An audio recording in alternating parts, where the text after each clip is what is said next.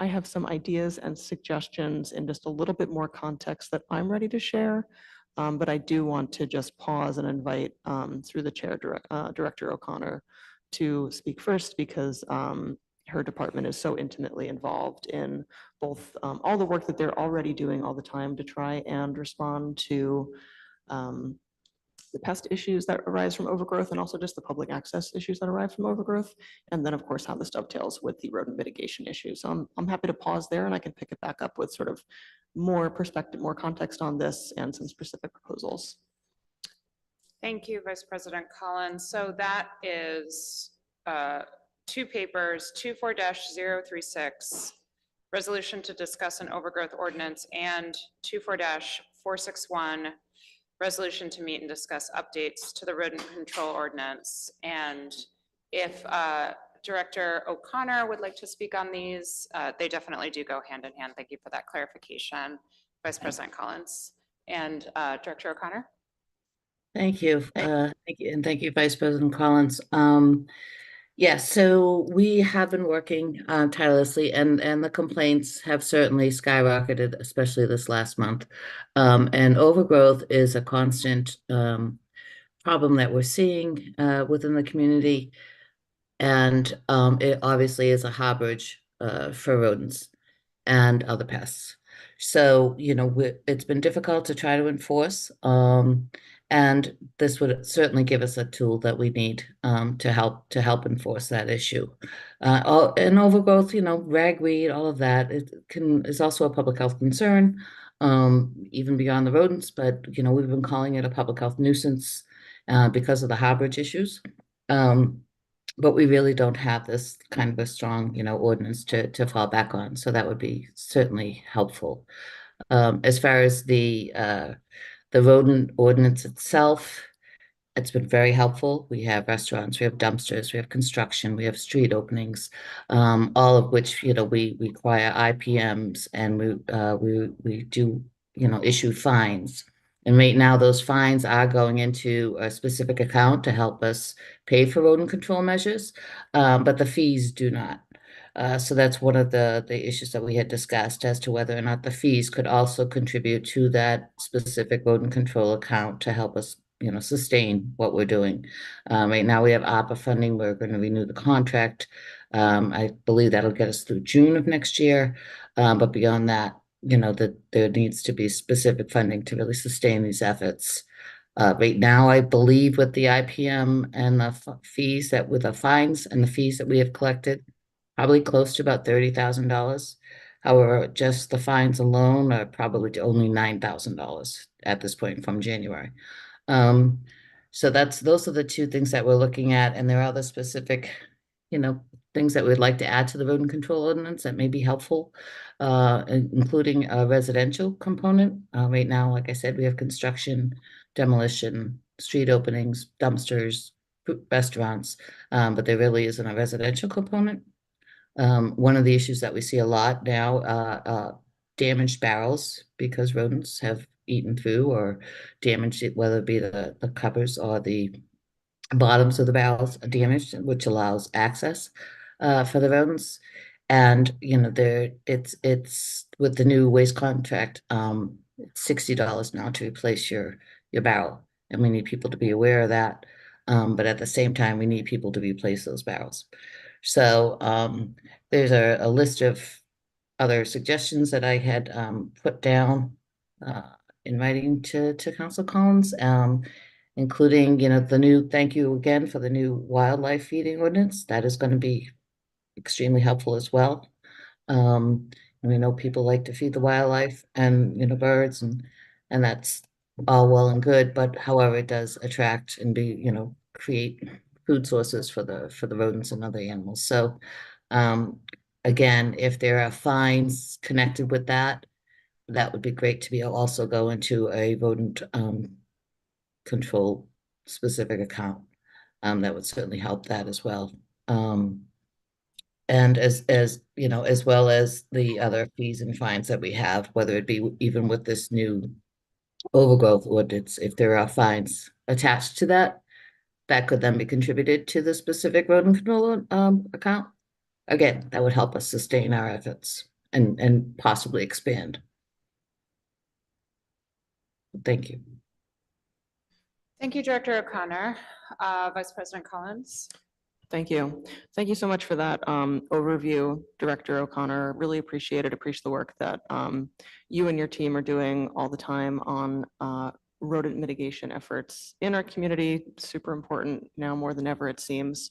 So I want to, just to kind of orient us with what we're looking to do here, maybe be helpful if I just kind of step back to that kind of 30,000 foot view to talk about kind of the multiple, again, just touch on all the multiple motivations for the overgrowth ordinance, and then walk through some of the suggestions that I've heard from Director O'Connor and the administration about amendments to the rodent control ordinance, with an eye towards kind of having this be a conversation, an initial conversation where we can try to flesh out that list of what needs to be introduced in the new ordinance, make sure we have everything on paper of what ought to be added to the rodent control ordinance, and just figure out what are those items that need to be drafted, what are those questions that need to be answered, and indeed, if there's an amendment that should be added to, for example, the wildlife feeding ordinance, to make sure that that goes into this account as well, that we kind of have our punch list of legislative additions or tweaks to make. So if it's all right with you as chair, I'll just start and run through that list quickly, starting with the overgrowth ordinance. And again, just to kind of set the table, I started hearing about the need for an overgrowth ordinance a year or two ago. And actually, when it first kind of came across my desk, it wasn't really related to the rodent problem specifically, but rather that people were noticing spots in the neighborhood where certain properties, neglected properties, perhaps with out-of-town property owners, where vegetation was growing so abundantly that it was actually blocking the public right away. It was blocking the sidewalk. And it's my understanding that the building department, code enforcement, lacks sufficient language in our code of ordinances to actually be empowered to enforce around that. For me, even just the public access issue is kind of sufficient. I think that this is one of those areas where if it's not a problem, it's not a problem. But if a sidewalk is being blocked and somebody can't walk there or push a stroller there or roll their wheelchair there, the city needs to be empowered to intervene. And then, of course, as Director O'Connor mentioned, this dovetails with the rodent control issue, and that a lot of these overgrown areas also make it really hard to keep the lid on the rodent population. And I think it's kind of important to just, keep observing that when it comes to rodent mitigation, we have to do a better job overall, citywide, because, none of our lovely wildlife that we have in the city observe, boundaries between public property and private properties and different lots like we do as humans. So we need to be doing a better job of making sure that if there's a problem on private property, on commercial property, that is really causing for neighbors or that is really undermining citywide effects to keep the rodent population in check, we just need reasonable tools to be able to enforce around that. Before you go on, Vice President Collins, can you explain the difference between overgrowth on a property, a residential property versus a commercial property versus something that may be like protected space that is natural space? I'm thinking maybe along the Mystic River or in the Fells, and why certain kinds of spaces are more susceptible to increases in rodent population versus, I don't think that this is sort of instinctual for me. I don't have data to back this up, but I think that this is true, that the Fells and the area by the river isn't necessarily increasing rat populations or, raccoons or things like that, because they're drawn to human waste or, that this sort of human generated spaces. So if you could, or it may be a question for Director O'Connor too, but I'd be curious to hear a little bit more about that, because overgrowth isn't the same as natural, nature just taking its course. Yeah, absolutely. I think that's thanks for asking sort of like the important preliminary question of why is this an issue to begin with. I'll defer to Director O'Connor to give a more intelligent answer on like, why is this an issue in why is this an issue in the city when it's not an issue in the fells, like to put it simply. But in terms of the scope of the overgrowth ordinance, I would want to, I think this is one of the kind of scope issues that I want to drill down on in committee and with legal counsel. But in my impression, kind of our scope here would be to have this be dealing with issues on private property, inclusive of residential and commercial, that are either causing public health hazards. This pertains to kind of our list of nuisances that are currently in the city ordinances, or that are blocking public right of way. And I think that's where the distinction between nobody's going to be enforcing an overgrowth ordinance in like conserved land on the fells. It's an issue of making sure that if there's a plant originating on private property that's impeding public property where we all have a right to be able to access, that's the issue we need to be able to deal with. So it's important to note that this isn't an issue of the visual appeal of a property. It is only when there is a problem, just like what we talked about with wildlife feeding, the wildlife feeding ordinance. It's not a problem until it's a problem. And every time you sort of say, it's natural for us to think through the unintended consequences of something like this. And, that's the important thing to note, that this is a mechanism for when something becomes an issue. If we don't have an avenue to suggest that this is causing a problem and there's a way for us to fix it, then we need to create an avenue to fix it. Exactly. And before I pass it over to Director O'Connor, if I could just to shore up that point, when I spoke to code enforcement about this last year, they shared that Somerville has template language that we might look to.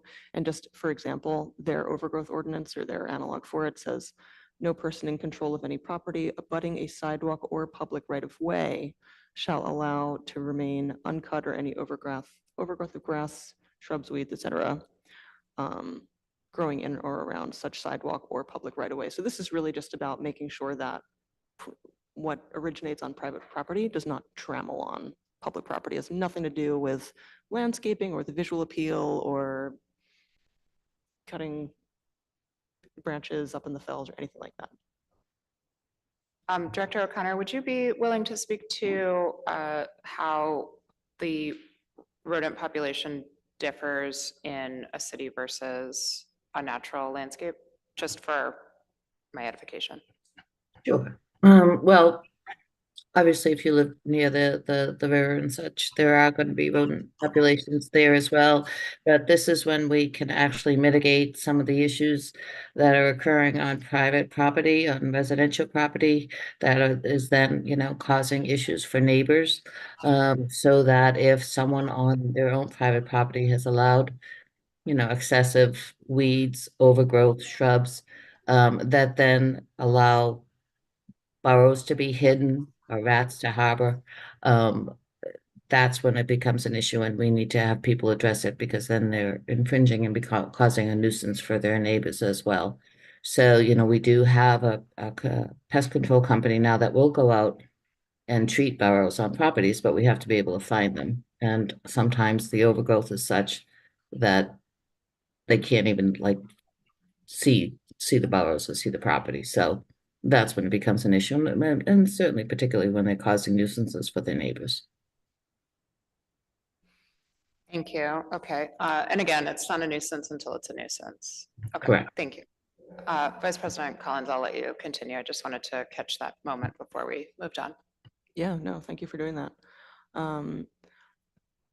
So I think that, to me, I think the kind of the scope and intent of an overgrowth ordinance feels pretty clear to me from conversations with partners and city staff.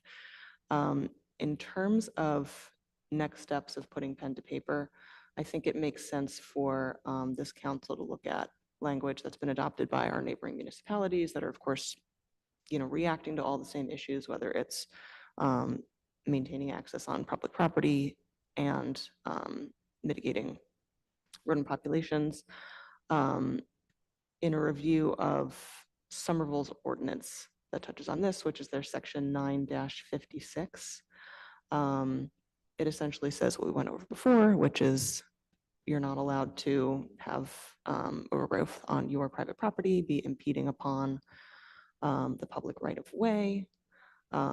If you own a property that has vegetation in such a way that it is a harborage for animals in such a way that could become a public health hazard, like, and this doesn't necessarily need to mean rats, but for example, if you have large pools of standing water, that might be something that the Board of Health would want the ability to look into, especially this year. That's just an example, but I'm just thinking of other relevant relevant nuisances bordering on public health hazards. Essentially, it's covering all of these ways that there could be circumstances on private property in which the Board of Health would want to intervene because it's posing a nuisance or a potential health hazard. If there are any violations, then, you know, fines can occur and those fines go into a specific fund. So I think that that is a pretty straightforward template that we can use. I think that a next step for this council would be to draft an initial version of said ordinance with everything that we typically see in our ordinances, definitions, scope and intent, running through that list of if-thens, here's whys. The enforcing body, and I would want to make sure that we're, you know, having a discussion with Director O'Connor about what other partners in City Hall should be involved, if any, for example, code enforcement or DPW, because this does involve the public way. And then just to make sure that we're really specific on that language about enforcement, fines, and the rodent control fund that Director O'Connor has suggested that any fees and fines go into. I'd be happy to propose a motion that, as sponsor of the paper, I, you know, review neighboring municipalities' ordinances to create this first draft of the overgrowth ordinance in collaboration with Director O'Connor. Once this committee has had, you know, our full conversation on and consensus on what the scope of that should be. But I would be happy to, if such a motion would pass, I'd be happy to take that on so that at our next meeting on this topic, the committee could consider a first draft and kind of iterate from there. Okay, are there any other comments from members about, yes, Councillor Lemming? Yes, thank you. And I'd be happy to second that motion, but I have one question for Marianne O'Connor, and I apologize if this were already touched on during your initial, when you initially spoke about this just now, but can you talk specifically about the mechanisms for enforcing whatever the overgrowth ordinance is? So what concerns day to day do you run into when, you know, somebody has a lot of stuff in their yard that is attracting rodents, and what would you be looking for in a new ordinance that would help you in your ability to do your job better when you do run into those situations? Sure. Right now we issue tickets, we issue orders first. We give folks a chance to correct the violations.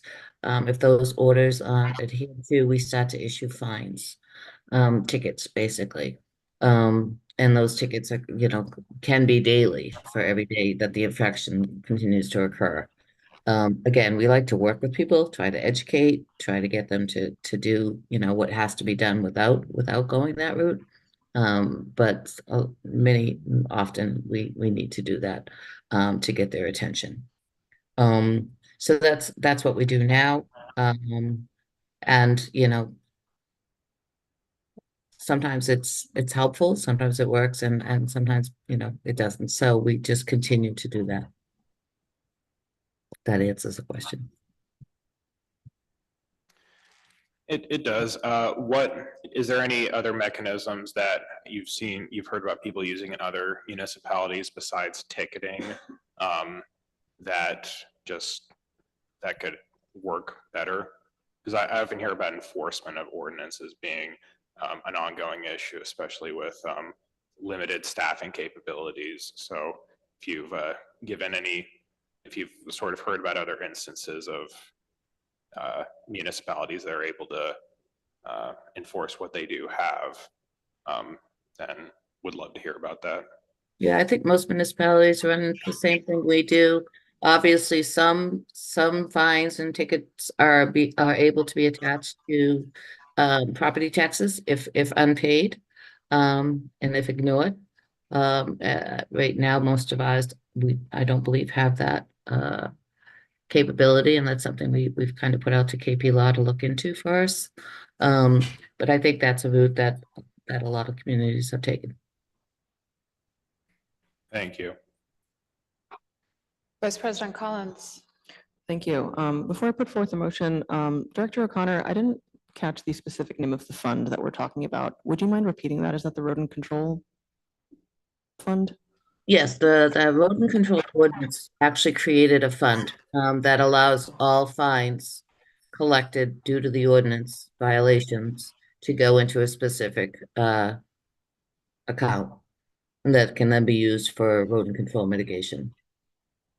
And right now, according to the ordinance, it's the fines only, the violations only that tickets that are paid go into that account as revenue. Great, thank you. I just wanted to make sure I found the precise term if needed. Great. Do we have any other comments from counselors about the prospect of Vice President Collins drafting the ordinance and then coming back with, we can discuss the particulars once that's drafted? Okay. Do we want to, before we vote on that, I have a thought about, so would we want to talk about the rodent control ordinance and updating that? Okay, Vice President Collins. Yeah, thank you so much. Appreciate this committee being willing to take up both topics at the same time. I think that there, as Director O'Connor and others in city administration have noted, they're so related that I think I appreciate the opportunity to consider them both at the same time. On the rodent control ordinance, so that already exists. That is, let me pull it up. That is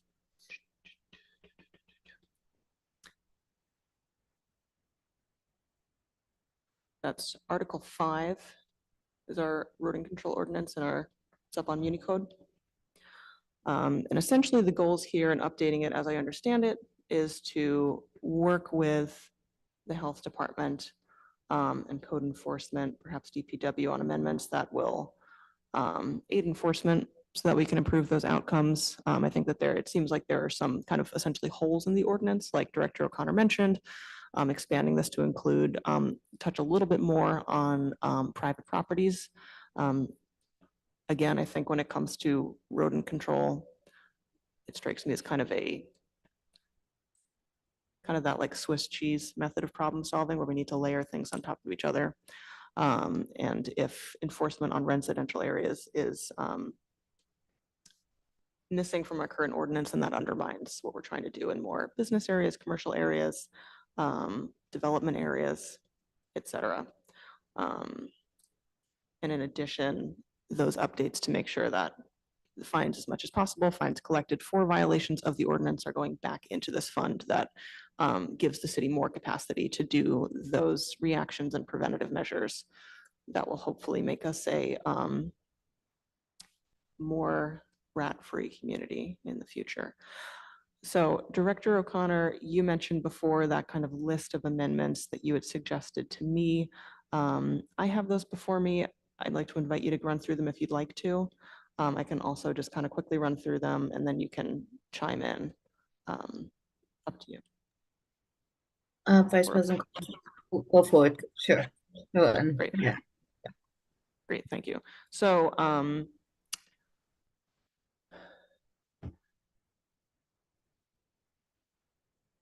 first, to touch on the issues of kind of the fines and the funding, we talked about including the overgrowth ordinance, writing that in such a way that the revenue collected through those violations will also go into the fund established by the rodent control ordinance. Same for that for the wildlife feeding ordinance. So just to get this two out of the way first. Those include amendments to other ordinances. Um, On the roading control ordinance itself, there's the suggestion to add IPM fees collected by the roading control ordinance to also go to the roading control account. Because currently the fees don't go to the account, but the fines do. And actually, if I could pause there, Director O'Connor, if you don't mind breaking down for us the difference between fees and fines with the enforcement of the ordinance, I think that'd be really helpful. Sure.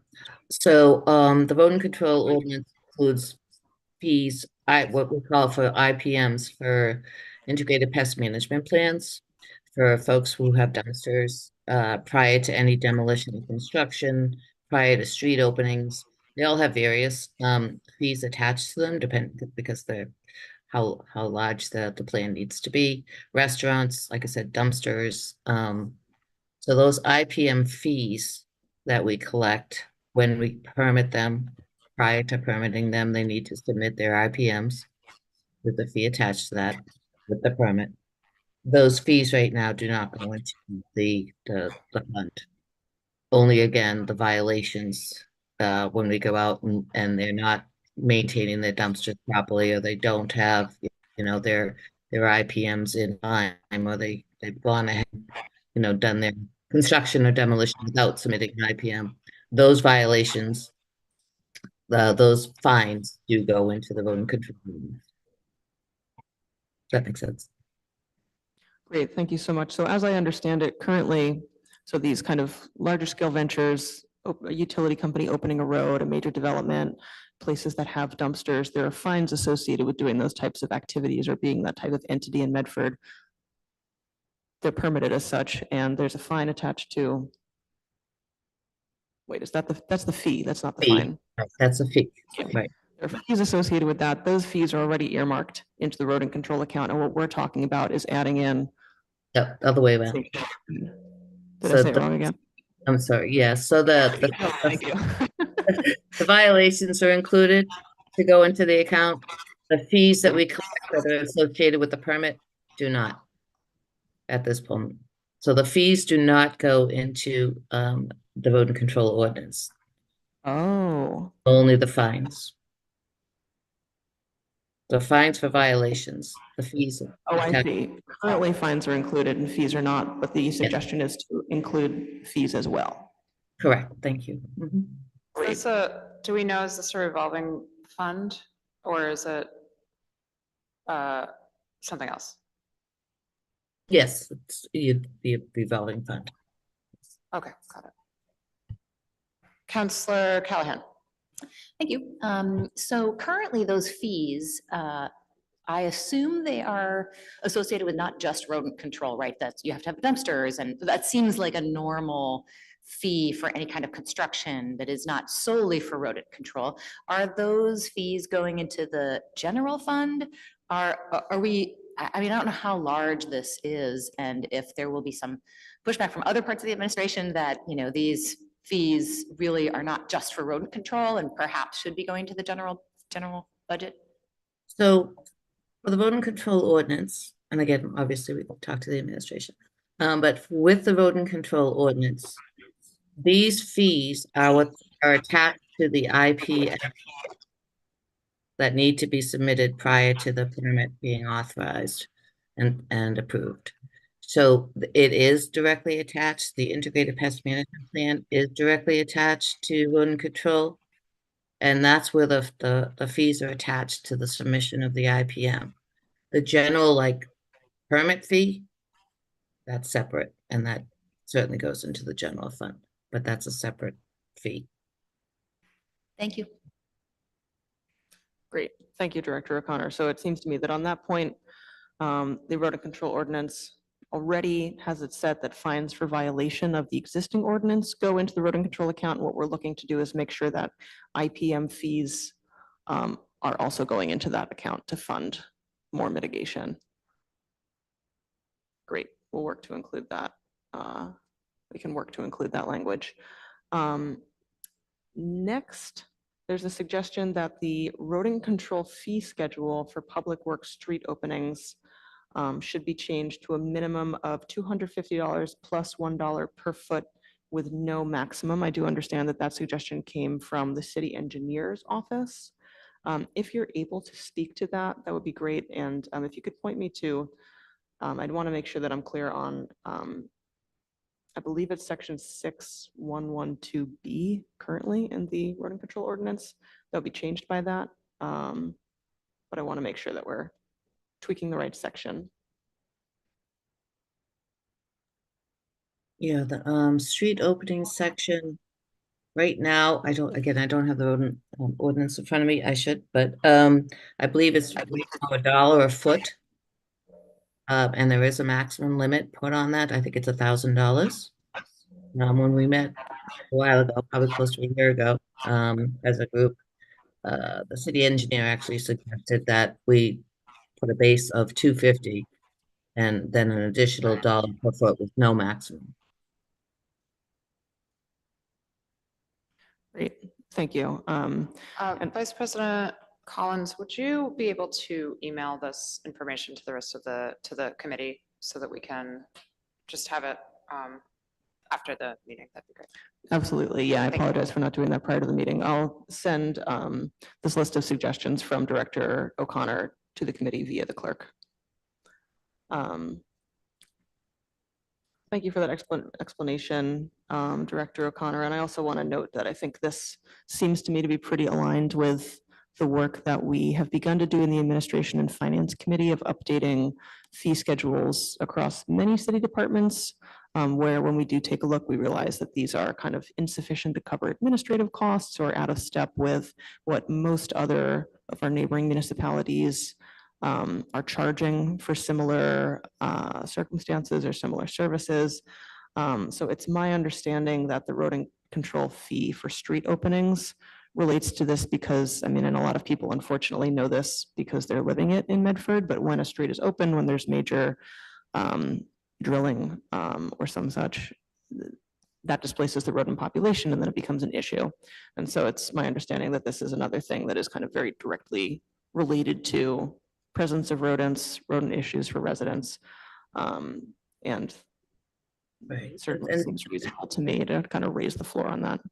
And certainly it's not, obviously there are emergency situations, right, where streets have to be opened without notice. So, we can't help that. That's not what this is alluding to. These are planned projects.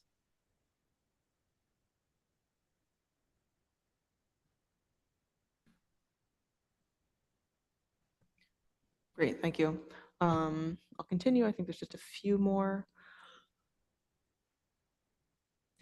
The next suggestion touches on adding a residential component to the rodent control ordinance, which should reference compliance to the, to be drafted overgrowth ordinance and the existing wildlife feeding ordinance, but should also touch on the storage of debris or refuse on residential properties. Specifically noted, which Director O'Connor brought up earlier, is that we need some solid language that when a trash barrel has a hole in it, it must be replaced within 15 days. And I understand that that's being suggested because there's kind of a specific problem around there being holes in trash barrels and them not getting replaced. And it's kind of a banal thing, but that is a way that rats stay happy. So we need to find a way to give the city a tool to make sure that's happening when it needs to happen. This would also touch on the mismanagement or excessive trash on private property, residential property. Again, mandatory replacing damaged barrels, as well as, giving the city tools to step in when there are boroughs on private property that are just not being treated.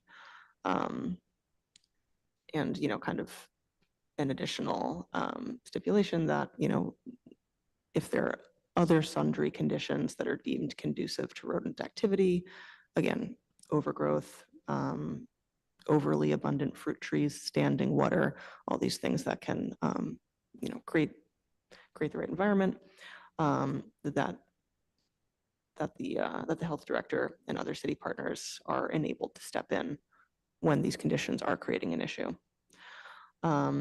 Director O'Connor, I know that there was also, I'm curious with the residential component to hear your thoughts on the enforcement piece of this and also kind of some guidance on what you think would be actionable and fair in terms of fines and penalties. I also know there was a suggestion to increase fines for violations on larger properties as opposed to smaller ones, like larger apartment buildings as opposed to one or two families.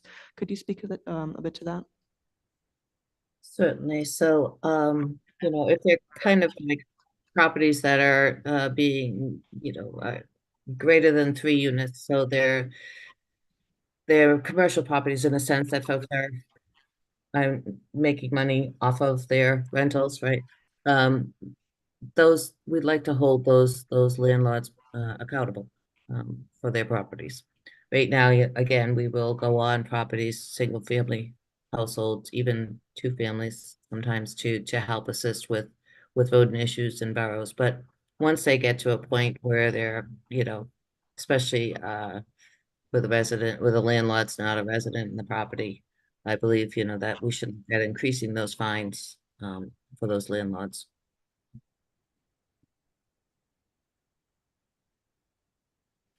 Great. Thank you, Director O'Connor. And I think that a lot of these suggestions are ones where, again, at least just to get the source material for what this what this committee will look at, we can be looking to neighboring municipalities for language that's already being used, enforcement amounts, fine amounts to make sure that that is kind of standard with our neighbors.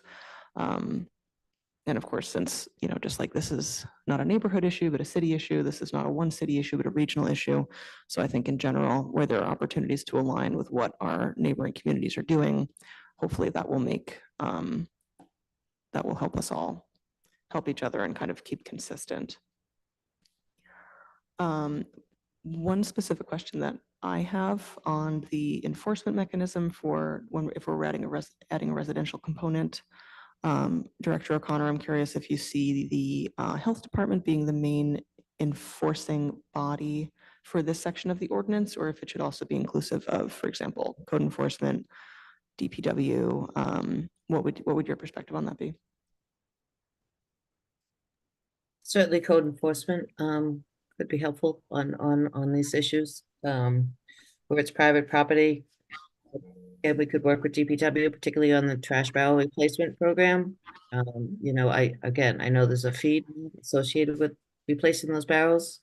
I'm not sure if we can have any wiggle room around that, where like the first barrel is replaced for free, but if we continue to have an issue and you haven't addressed the issue, then you need to go forward and pay for the next replacement. I'm not sure. I'm just putting that out there as an idea.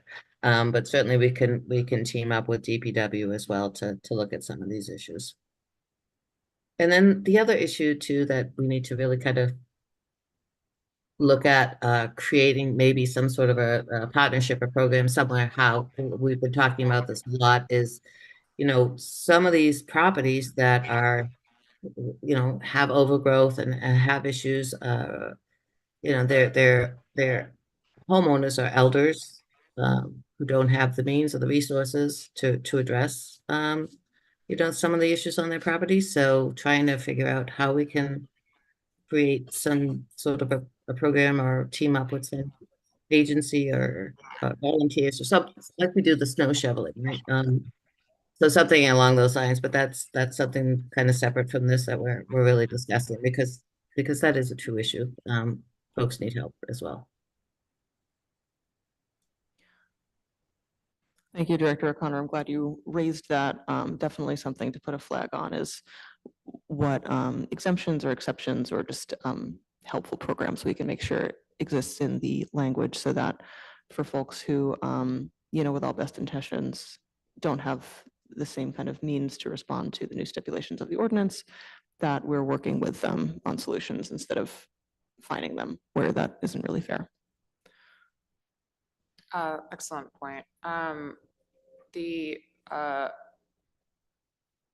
Just a thought, because I have a sense that Vice President Collins is going to make a motion to also draft this ordinance, that maybe this could be spread around. You want to just do it? All right, I'm going to leave it alone because I'm not allowed to make motions. Vice President Collins? Thank you. I appreciate that.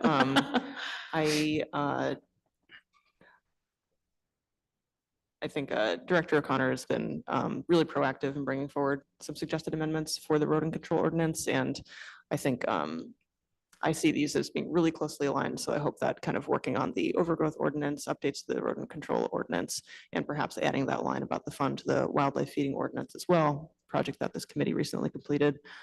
To me, as one counselor, it seems really clear what we have to do here. So I hope that we can get these additions and amendments done pretty quickly. So I would offer another motion, or maybe it's one motion, to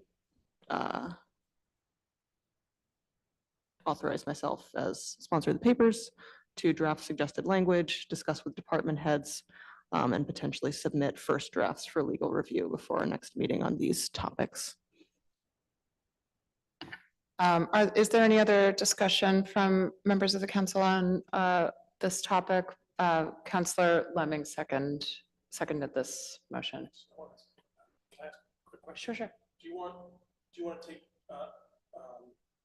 first draft at the overgrowth ordinance and updates to the rodent control ordinance? Is that what the motion is? Okay. And circulate those to department heads?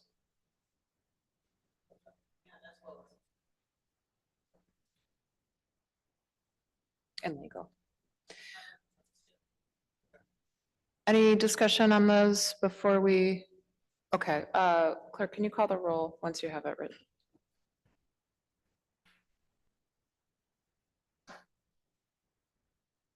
Council Keller, Yes.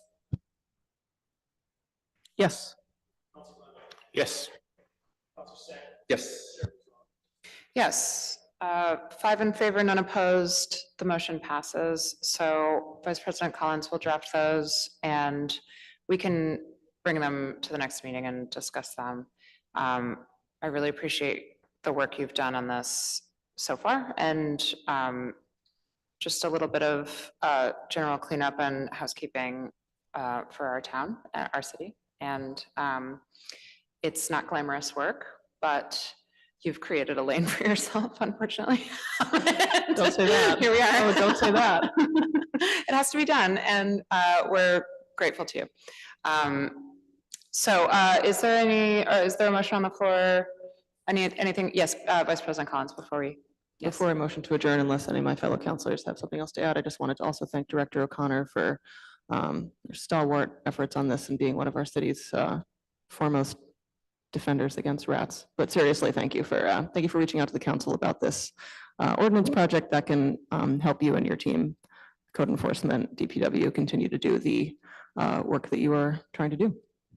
Yes, absolutely. Director O'Connor, a solver of problems. We really appreciate you. Thank you. Thank you for all your hard work. Thank you. Motion- On the motion of Vice President Collins to adjourn, all in favor?